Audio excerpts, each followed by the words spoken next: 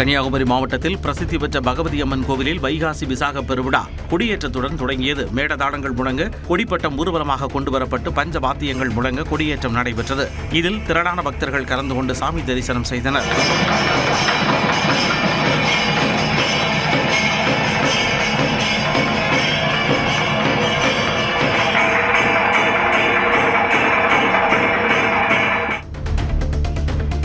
திருப்பத்தூர் திருத்தணிநாதர் ஆலயத்தில் வைகாசி விசாக வசந்த பெருவிழா கொடியேற்றத்துடன் தொடங்கியது. கொடிமரத்திற்கு பால், தயிர், திருமஞ்சனம் உள்ளிட்ட வாசனை திரவியங்களால் அபிஷேகம் நடைபெற்று தீபாராதனை காட்டப்பட்டது. தொடர்ந்து கொடிமரம் அருகே சிறப்பு அலங்காரத்தில் உற்சவர்களான சோமஸ்கந்தர், பெரியாவுடையாள், சிவகாமி அம்பாள் ஆகிய பஞ்சமூர்த்திகள் எழுந்தருளினர். இந்த நிகழ்ச்சியில் சுற்றுவட்டார பகுதிகளைச் சேர்ந்த திரளான பக்தர்கள் கலந்து கொண்டு சாமி தரிசனம் செய்தனர்.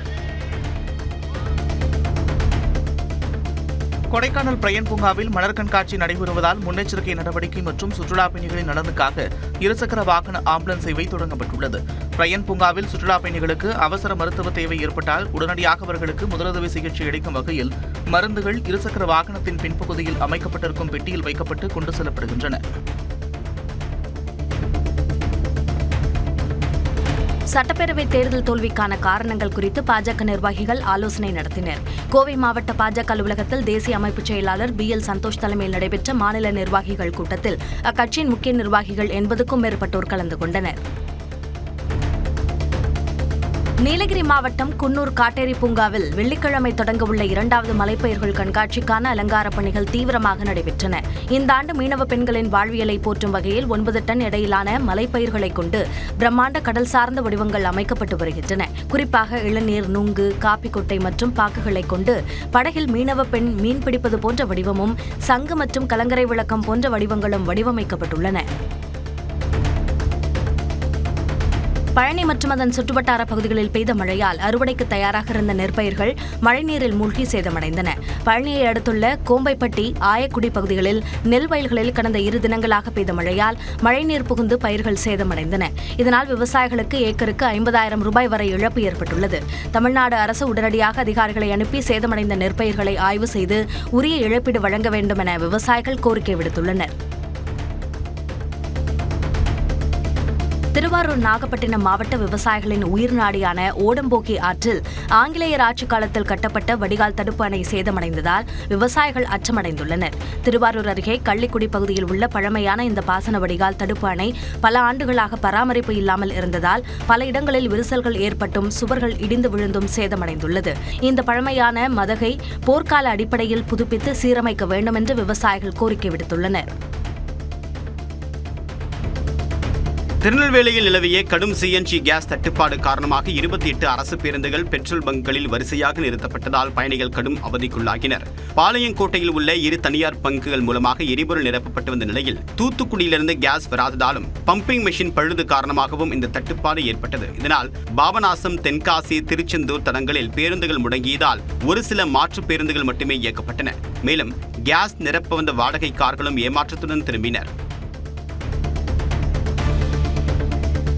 திண்டுக்கல் மாவட்டம் நத்தம் கோவில்பட்டி கைலாசநாதர் கோயில் திருவிழா கொடியேற்றத்துடன் தொடங்கியது. கைலாசநாதர் செண்பகவல்லி அம்மன் கோயிலின் வைகாசி பெருந்திருவிழா தொடக்கமாக கணபதி ஹோமம் நடத்தப்பட்டு சிறப்பு பூஜைகளுக்கு பிறகு மேளதாளம் முழங்க கொடிப்பட்டம் மரத்தில் ஏற்றப்பட்டது.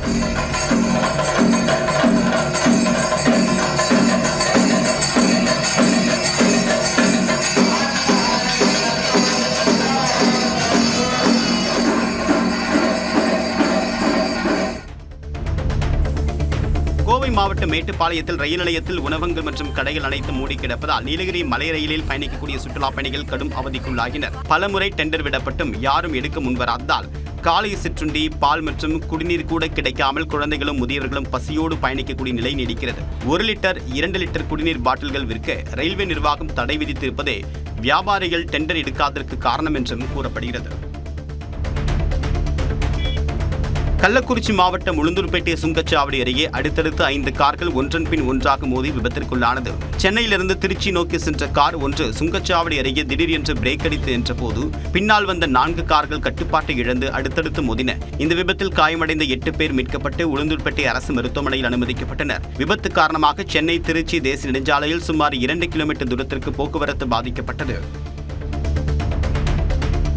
நீலகிரி மாவட்டம் குன்னூர் சிம்ஸ் பூங்காவில் கண்களை கவரக்கூடிய வகையில் பூத்து குலுங்கக்கூடிய பல வண்ண டேலியா மலர்கள் சுற்றுலா பயணிகளை பெரிதும் கவர்ந்து வருகின்றன.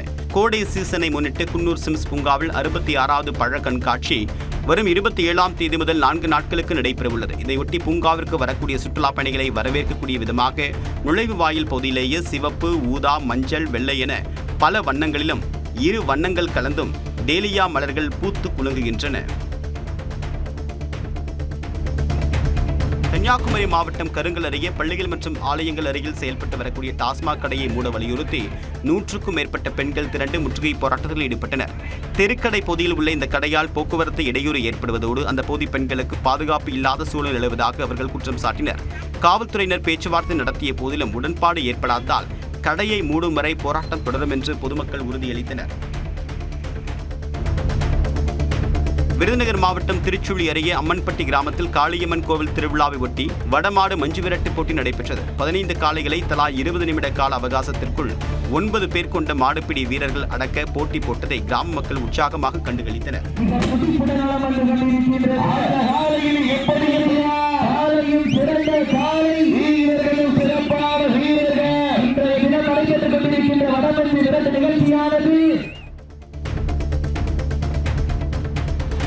மயிலாடுதுறை மாவட்டம் சீர்காழி தாலுகா அலுவலகத்தில் மாவட்ட வருவாய் அலுவலர் தலைமையில் ஜமாபந்தி நிகழ்ச்சி தொடங்கியது. முதல் நாளில் புத்தூர் சரகத்திற்கு உட்பட்ட 18 வருவாய் கிராமங்களைச் சேர்ந்த பொதுமக்கள் பெருமளவில் கலந்து கொண்டனர். புதிய குடும்ப அட்டை, இலவச வீட்டுமனை பட்டா, பட்டா மாறுதல் மற்றும் பல்வேறு அரசு உதவித் தொகைகள் கோரி பொதுமக்கள் வழங்கிய மனுக்களை பெற்றுக்கொண்ட மாவட்ட வருவாய் அலுவலர் பூங்குடி அவற்றின் மீது உடனுக்குடன் உரிய நடவடிக்கை எடுக்குமாறு சம்பந்தப்பட்ட துறை அதிகாரிகளுக்கு உத்தரவிட்டார். ஓசூரில் பெய்த மழையால் சாலையில் தண்ணீர் பெருக்கெடுத்தது. கிருஷ்ணகிரி மாவட்டம் ஹோசூர் மற்றும் சுற்றுவட்டாரத்தில் இடி மின்னலுடன் கனமழை பெய்தது. சுமார் அரை மணி நேரம் பெய்த மழையால் தாழ்வான இடங்களில் தண்ணீர் தேங்கியது. சுட்டெரிக்கும் வெயிலுக்கு மத்தியில் வெளுத்து வாங்கிய மழையால் மக்கள் மகிழ்ச்சியடைந்தனர்.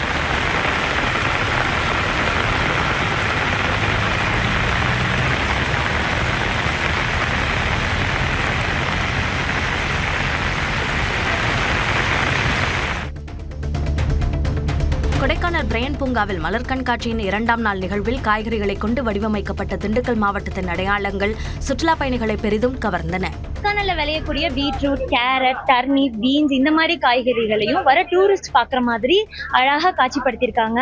இந்த கிளைமேட் பிளஸ் இந்த மலர் கண்காட்சி ரெண்டுமே பார்க்க ரொம்ப நிம்மதியாக அழகாக தெரியுது. சேலம் தெற்கு தொகுதி சட்டமன்ற உறுப்பினர் விஜய் தமிழன் பார்த்திபன் போக்குவரத்து துறை அமைச்சராக பொறுப்பேற்றுக் கொண்டதை எடப்பாடி நகர தாவேகாவினர் பொதுமக்களுக்கு இனிப்புகளை வழங்கி கொண்டாடினர்.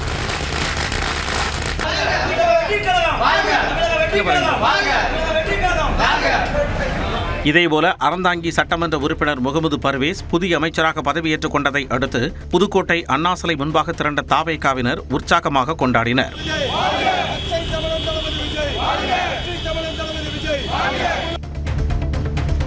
விருதுநகர் மாவட்டம் ராஜபாளையம் அருகே கிருஷ்ணாபுரம் ஊராட்சியில் முறையாக குடிநீர் வழங்கவில்லை என குற்றம் சாட்டி காலி குடங்களுடன் பொதுமக்கள் சாலை மறியல் போராட்டத்தில் ஈடுபட்டனர். 2 தெருக்களில் 2 வருடங்களாக தண்ணீர் வழங்கப்படவில்லை என கூறி போலீசாருடன் பொதுமக்கள் வாக்குவாதத்தில் ஈடுபட்டதால் பரபரப்பு ஏற்பட்டது. இதனால் சுமார் அரை மணி நேரத்திற்கு மேல் போக்குவரத்து பாதிக்கப்பட்டது. சேலம் மாவட்டம் மேட்டூர் நீர்த்தேக்கத்தின் திப்பம்பட்டி பகுதியில் நாட்டின் மீன் வளங்களை பெருக்கும் திட்டத்தின் கீழ் 4 லட்சம் விரலிகளை மாவட்ட ஆட்சியர் இளம் பகவத் ஆற்றில் ஈர்ப்பு வைத்தார். ஆறுகளை வாழ்வாதாரமாக கொண்ட மீன்களின் வருவாயை அதிகரிக்கும் நோக்கில் தமிழ்நாடு அரசின் சார்பில் இந்த நடவடிக்கை மேற்கொள்ளப்பட்டது. அதன்படி திப்பம்பட்டி காவிரி கரையோர பகுதியில் 3 லட்சம் ரோகு மற்றும் 1 லட்சம் மிருகால் என மொத்தம் 4 லட்சம் மீன் விரலிகள் விடப்பட்டன. மதுரை மாவட்டம் சோழவந்தான் அருகே சி புத்தூர் கரையான்பட்டியில் கருப்பசாமி கொண்டாயி அம்மன் கோயில் மகா குடமுழுக்கு விழா நடைபெற்றது. 2 கால யாக பூஜைகள் நிறைவுற்று கடம் புறப்பாடாகி கோயிலை சுற்றி பலம் வந்து கருப்பசாமி கொண்டாயி அம்மன் மீது புனித நீர் ஊற்றப்பட்டது. இதில் திரளான பக்தர்கள் பங்கேற்று சாமி தரிசனம் செய்தனர். திருப்பூர் மத்திய மாவட்ட திமுக செயலாளரும் முன்னாள் தெற்கு தொகுதி சட்டமன்ற உறுப்பினருமான செல்வராஜ் திமுகவின் அனைத்து பொறுப்புகளில் இருந்தும் அடிப்படை உறுப்பினர் பதவியில் இருந்தும் விலகி தீவிர அரசியலில் இருந்து ஒதுங்குவதாக அறிவித்துள்ளார். திமுகவில் பல ஆண்டுகளாக உழைத்த தனக்கு அங்கீகாரம் வழங்கப்படாமல் மாற்று கட்சியிலிருந்து வந்தவர்களுக்கும் தொழிலதிபர்களுக்கும் முன்னுரிமை வழங்கப்பட்டது மிகுந்த மன அழுத்தத்தை ஏற்படுத்தியதாக குற்றம் சாட்டியுள்ளார். டாக்டர் பாலசுப்ரமணிக்கு எனக்கு ஒரு சிறுபான்மை மக்களுக்கு நான் நிற்கிறேன், அதை தடுத்து நிறுத்தி அதில் ஜெயிக்கிறாரு. அந்த சிறுபான்மை மக்கள் எப்படி திமுக நம்புவாங்க? இது தலைமைக்கு இப்படித்தான் தெளிவுபடுத்துறோங்க.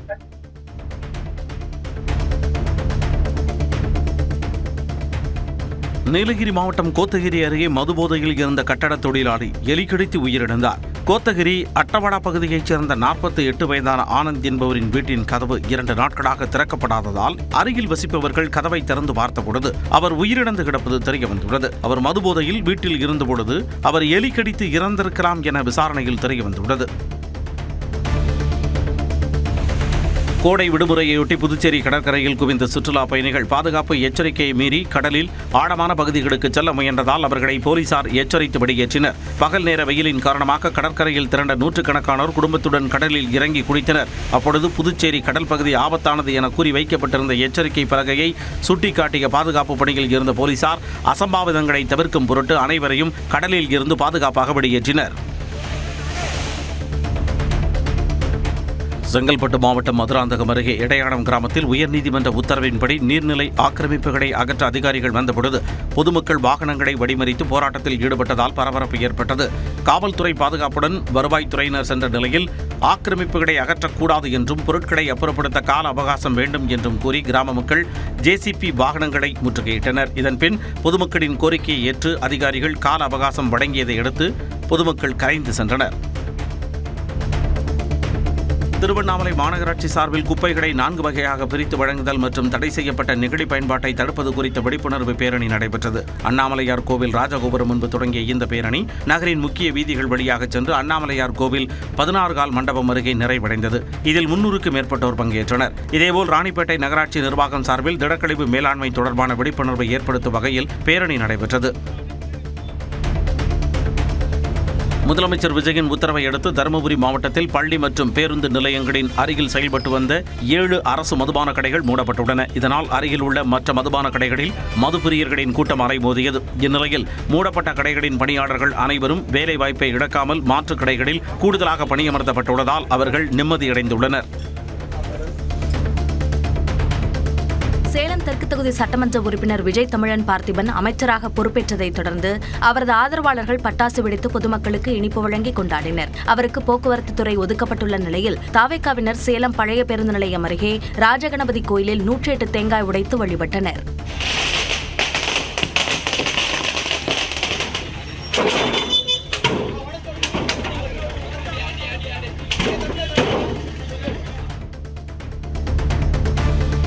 நீலகிரி மாவட்டம் கோத்தகிரி அருகே கேர்பட்டா ஒசட்டி கிராமத்திற்குள் புகுந்த சிறுத்தை ஒன்று வளர்ப்பு பூனையை வேட்டையாடிச் சென்றது.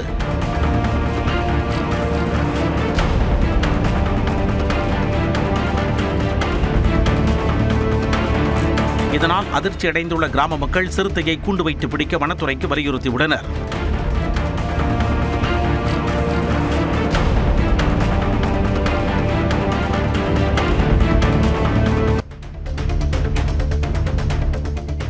ராமநாதபுரத்தில் 2.44 ஏக்கர் நிலத்தை பத்திரப்பதிவு செய்ய 28 லட்சம் ரூபாய் லஞ்சம் பெற்ற வெடிப்பட்டினம் சார் பதிவாளர் ராமநாதன் கையும் களவுமாக பிடிபட்டார். நிலப்பதிவிற்காக மொத்தம் 50 லட்சம் ரூபாய் லஞ்சம் கேட்கப்பட்ட நிலையில் முதற்கட்டமாக 25 லட்சம் ரூபாயை சார் பதிவாளர் பெற்றுள்ளார். மீதி பணத்தை கொடுத்தால்தான் பத்திரம் தரப்படும் என அவர் கட்டாயப்படுத்தியதால் பாதிக்கப்பட்ட நபர் லஞ்ச ஒழிப்பு துறையை நாடினார். இதையடுத்து அதிகாரிகளின் ஆலோசனைப்படி மேலும் 3 லட்சம் ரூபாய் லஞ்சம் கொடுத்த பொழுது சார் பதிவாளர் ராமநாதனையும் இடைத்தரகர் அயூப் கானையும் கைது செய்தனர். பொள்ளாச்சி அருகே வியாபாரிகள் சிண்டிகேட் அமைத்து பாகற்காய்களை குறைந்த விலைக்கு கேட்பதாக குற்றம் சாட்டி விவசாயிகள் சார் ஆட்சியர் அலுவலக நுழைவாயிலில் பாகற்காய்களை கொட்டி போராட்டத்தில் ஈடுபட்டனர். ஆனைமலை சேத்துமடை பகுதிகளில் சுமார் 500 ஏக்கரில் சாகுபடி செய்யப்பட்டுள்ள பாகற்காய்களை கிலோ 17 ரூபாய் என்ற அடிமாட்டு விலைக்கு வியாபாரிகள் கேட்பதால் பெரும் நஷ்டம் ஏற்பட்டுள்ளதாக விவசாயிகள் வேதனை தெரிவித்துள்ளனர்.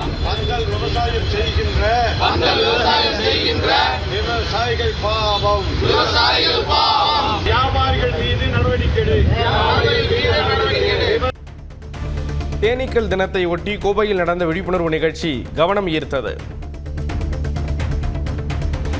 உலக தேனீக்கள் தினத்தை முன்னிட்டு கோவை தமிழ்நாடு வேளாண்மை பல்கலைக்கழக மாணவி ஒருவர் தன் முகத்தில் ஆயிரக்கணக்கான தேனீக்களை தாடி போல அமர வைத்து விழிப்புணர்வை ஏற்படுத்தினார். பாக்கியலட்சுமி என்ற அந்த மாணவி தேனீக்களை எளிமையாக கையாள முடியும் என்பதற்காகவும் தேனீக்கள் வளர்ப்பு குறித்த விழிப்புணர்வுக்காகவும் இந்த முயற்சியை வெற்றிகரமாக செய்துள்ளார்.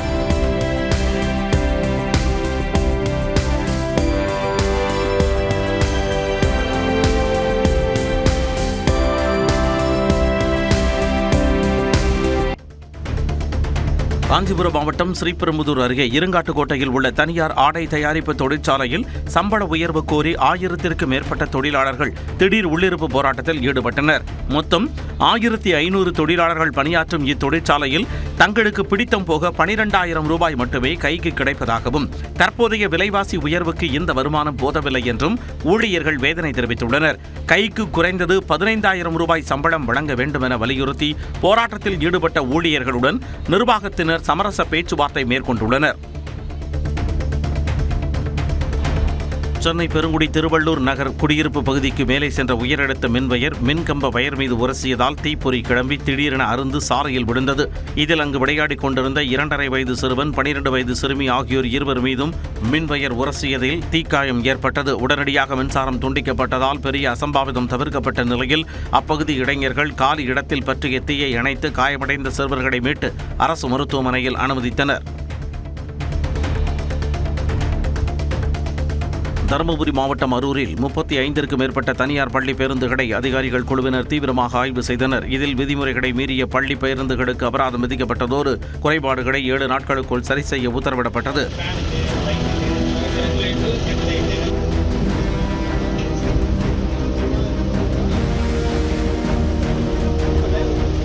ராணிப்பேட்டை மாவட்டம் அரக்கோணத்தில் 26 பள்ளிகளைச் சேர்ந்த 239 பள்ளி வாகனங்களை அதிகாரிகள் குழுவினர் நேரில் பார்வையிட்டு தீவிர ஆய்வு மேற்கொண்டனர். அரசு அறிவித்துள்ள 23 பாதுகாப்பு அம்சங்கள் முறையாக பொருத்தப்பட்டுள்ளதா என சரிபார்க்கப்பட்டது. விருதுநகரில் புதிய நகைக்கடை ஒன்றை திரைப்பட நடிகை ஐஸ்வர்யா ராஜேஷ் திறந்து வைத்தார். செய்தியாளர்களிடம் பேசிய அவர் முதலமைச்சர் விஜயின் 5 ஆண்டுகால ஆட்சி எவ்வாறு இருக்கப் போகிறது என்பதை மிகுந்த ஆவலுடன் எதிர்பார்ப்பதாக கூறினார். சும்மா யாருமே ஒரு பதவி கொடுக்க மாட்டாங்க. ஸோ அவங்க அதில் ஏதாவது ஒரு விஷயம் இருக்கிறதுனால தான் கொடுத்துருப்பாங்க. So wishing them all the luck. கண்டிப்பாக நானும் உங்களை மாதிரி எதிர்பார்க்குறேன் இந்த வருஷம் இந்த 5 வருடங்கள் எப்படி இருக்க போகுது அப்படின்ட்டு. திருவண்ணாமலையில் வெயிலின் தாக்கம் நாளுக்கு நாள் அதிகரித்து வரும் நிலையில் அண்ணாமலையார் கோவிலில் தரிசனம் முடித்து வெளியே வரும் பக்தர்கள் சுடும் தரையில் காலணிகள் இன்றி ஓடக்கூடிய நிலை ஏற்பட்டுள்ளது. வயதானவர்கள் மற்றும் கை குழந்தைகளுடன் இருக்கும் தாய்மார்கள் தார்ச்சாலையின் வெப்பம் தாங்காமல் துடித்து போகின்றனர். ஒரு சில பக்தர்கள் வெப்பத்தில் இருந்து தப்பிக்க காலி பிளாஸ்டிக் பாட்டில்களை காலில் கட்டிக்கொண்டு நடந்து செல்கின்றனர். நிழற்பந்தல் அல்லது தேங்காய் நார் விரிப்புகளை அமைக்க பக்தர்கள் கோரிக்கை விடுத்துள்ளனர். கடலூர் மாவட்டம் பன்ருட்டி அருகே கனிம வனத்துறை அதிகாரியின் உதவியுடன் விளைநிலங்களில் சட்டவிரோதமாக மணல் அள்ளச் சென்ற 8 டிப்பர் லாரிகளை தனிப்படை காவலர்கள் அதிரடியாக பறிமுதல் செய்து ஓட்டுநர்களை கைது செய்தனர். மனம் தவிழ்ந்த புத்தூர் பகுதியில் சவுடு மணல் அள்ள அனுமதி பெற்று விதிகளை மீறி மணல் அள்ளப்படுவதாக மாவட்ட கனிமவள அதிகாரி செல்வசேகரிடம் புகார் அளித்தும் நடவடிக்கை எடுக்கப்படவில்லை என கூறப்படுகிறது. இதனையடுத்து மாவட்ட எஸ்பியிடம் அளிக்கப்பட்ட புகாரின் பேரில் இந்த அதிரடி நடவடிக்கை பாய்ந்துள்ளது. திருவண்ணாமலை மாவட்டம் வந்தவாசி அருகே தெய்யாறு கிராமத்தில் அரசு நேரடி நெல் கொள்முதல் நிலையத்தில் நெல் விற்ற 200க்கும் மேற்பட்ட விவசாயிகளுக்கு 3 மாதங்களாக பணம் பட்டுவாடா செய்யாததை கண்டித்து நெல் மூட்டைகளை ஏற்றிச் சென்ற லாரியை விவசாயிகள் சிறைபிடித்து போராட்டத்தில் ஈடுபட்டனர். தமிழக அரசுகிட்ட கடனாவோ இல்ல மத்திய அரசுகிட்ட கடனாவோலாம் கேட்கல. நாங்க விளை வச்ச நெல்லுக்கு எங்களுடைய பணத்தை தான் கேட்கிறோம். அதனால கூடிய விரைவில் நாங்க விளை வச்ச நெல்லுக்கு தயவு செஞ்சு பணத்தை கொடுங்க. கோவை மாவட்டம் பன்னிமடை வனப்பகுதியில் தண்ணீர் குடிக்க சென்ற மானை தெருநாய்கள் சுற்றி வளைத்து கடிக்க முயன்ற காட்சி வெளியாகியுள்ளது. வனத்திலிருந்து வெளியேறிய புள்ளிமான் ஒன்று வன எல்லையை ஒட்டிய நீர் தொட்டியில் தண்ணீர் குடிக்க சென்றது. அப்போது அங்குள்ள தெருநாய்கள் மானை சூழ்ந்து கொண்டு கடிக்க முயன்றன. தன்னை சூழ்ந்திருந்த நாய்களை எதிர்கொண்டு புள்ளிமான் அவசரமாக தண்ணீர் குடித்துச் சென்றது.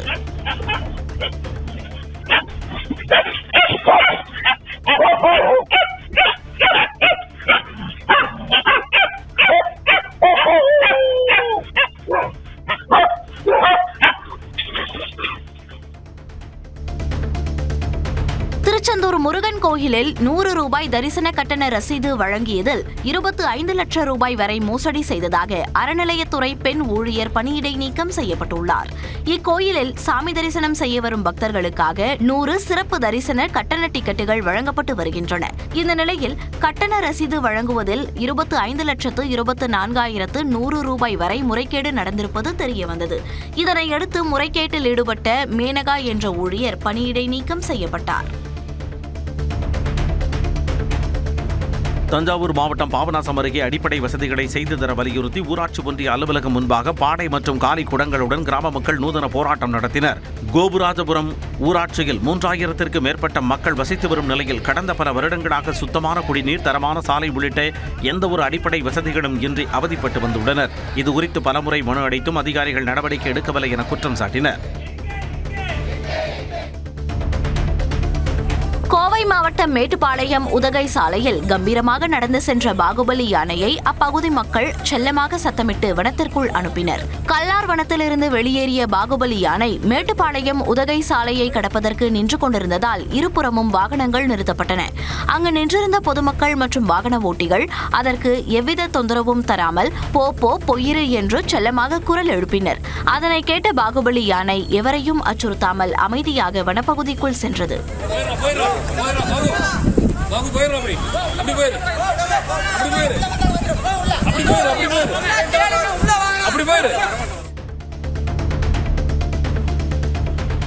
கிருஷ்ணகிரி மாவட்டம் காவேரிப்பட்டினம் சுற்றுவட்டாரத்தில் பெய்த கனமழையால் சாலையில் கழிவுநீருடன் மழைநீர் தேங்கியதால் மக்கள் அவதியடைந்தனர். காலை முதல் வெயில் வாட்டிய நிலையில் இரவு நேரத்தில் காவேரிப்பட்டினம், சேலம் சாலை, பன்னீர்செல்வம் நகர் உள்ளிட்ட இடங்களில் 1 மணி நேரம் மழை கொட்டி தீர்த்தது. கழிவுநீருடன் மழைநீர் சாலைகளில் தேங்கியதால் வாகன ஓட்டிகள், பொதுமக்கள் இன்னல் அடைந்தனர்.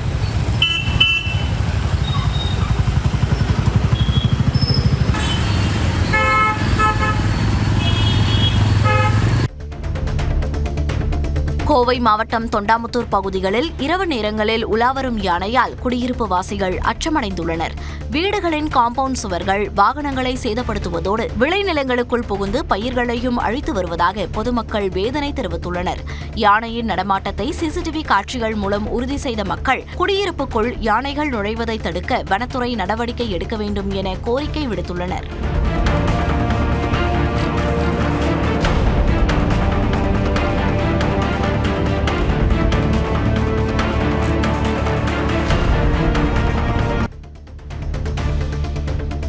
பக்ரீத் பண்டிகையை முன்னிட்டு கோவையில் ஆடுகள் விற்பனை சூடுபிடித்துள்ளது. கடந்த ஆண்டு 20 கிலோ எடை கொண்ட ஆடு 18,000 ரூபாய்க்கு விற்பனையான நிலையில் இந்த ஆண்டு 29,000 ரூபாய் முதல் 30,000 ரூபாய் வரை விற்பனையாகிறது. விலை அதிகமாக இருப்பதால் ஆடு வாங்க மக்கள் தயக்கம் காட்டுவதாக வியாபாரிகள் தெரிவித்தனர். கடந்த ஆண்டை விட இந்த ஆண்டு பார்த்தீங்கன்னா ஆடுகளோட விலை பார்த்தீங்கன்னா கொஞ்சம் அதிகமாகவே இருக்குது. போன வருடம் பார்த்தீங்கன்னா இந்த நேரத்துலலாம் ஒரு 80-90% கிட்ட எல்லா ஆடுகளும் வித்துருச்சு. இந்த வருஷம் கொஞ்சம் எல்லாமே கொஞ்சம் தேங்கி இருக்குது. கரூர் மாவட்டம் கிருஷ்ணராயபுரம் அருகே உள்ள சித்தலபாய் ரயில் நிலைய டிக்கெட் கவுண்டர் பூட்டை உடைத்து பெட்டகத்தில் இருந்து 21,750 ரூபாய் பணத்தை மர்ம நபர்கள் கொள்ளையடித்து சென்றுள்ளனர். ரயில்வே டிஎஸ்பி சக்கரவர்த்தி தலைமையிலான போலீசார் சம்பவ இடத்திற்கு விரைந்து விசாரணை நடத்தினர். மர்ம நபர்கள் கடப்பாறையால் பெட்டகத்தை உடைத்து 3 நாள் வசூல் தொகையை கொள்ளையடித்ததோடு அருவாள் மற்றும் கடப்பாறையை அங்கேயே போட்டுவிட்டு தப்பியோடியுள்ளனர். காஞ்சிபுரம் மாவட்டம் வாலாஜாபாத் சுற்றுவட்டார பகுதியில் நேற்றிரவு 2 மணி நேரம் மின்வெட்டு ஏற்பட்டதால் மின்வாரிய அலுவலகத்தை முற்றுகையிட்டு பொதுமக்கள் மறியல் போராட்டத்தில் ஈடுபட்டனர். ஊத்துக்காடு, நாயக்கன்குப்பம், அவலூர், புத்தாகரம் உள்ளிட்ட 15க்கும் மேற்பட்ட கிராமங்களில் நேற்றிரவு 9 மணி அளவில் மின்வெட்டு ஏற்பட்டுள்ளது.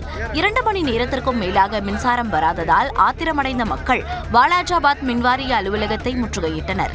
பழைய சீவரம் பகுதியில் மின் பகிர்மான மையத்திற்கு வரும் கேபிள் அருந்ததால் மின்வெட்டு ஏற்பட்டதாக அதிகாரிகள் தெரிவித்தனர்.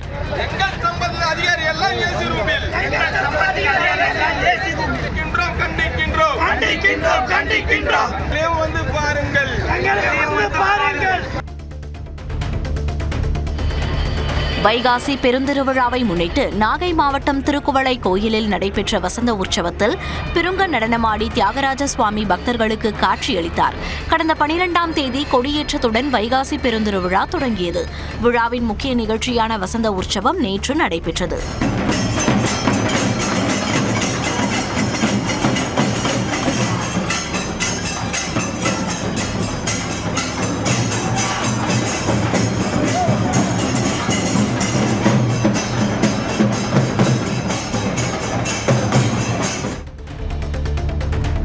மதுரை திருப்பரங்குன்றம் சுப்பிரமணிய சாமி கோயிலில் அமைச்சர் நிர்மல்குமாரின் தரிசனத்திற்காக தாமதமாக நடை அடைக்கப்பட்டது தொடர்பாக அறநிலையத்துறை செயலாளர் அறிக்கை தாக்கல் செய்ய சென்னை உயர்நீதிமன்றம் உத்தரவிட்டுள்ளது. கடந்த 15ஆம் தேதி வழக்கமாக மதியம் 12:45 மணிக்கு சாத்தப்படும் கோவில் நடை அமைச்சரின் வருகைக்காக திறந்து வைக்கப்பட்டிருந்ததோடு அவர் கருவறையில் தரிசனம் செய்த வீடியோவும் வெளியானது. இது தொடர்பான வழக்கு சென்னை உயர்நீதிமன்றத்தில் நீதிபதிகள் GR சுவாமிநாதன், V லட்சுமி நாராயணன் அமர்வில் விசாரணைக்கு வந்தது. அப்போது அன்று என்ன நடந்தது என்பது குறித்து அடுத்த வாரம் அறநிலையத்துறை செயலாளர் விரிவான அறிக்கை தாக்கல் செய்ய நீதிபதிகள் உத்தரவிட்டனர்.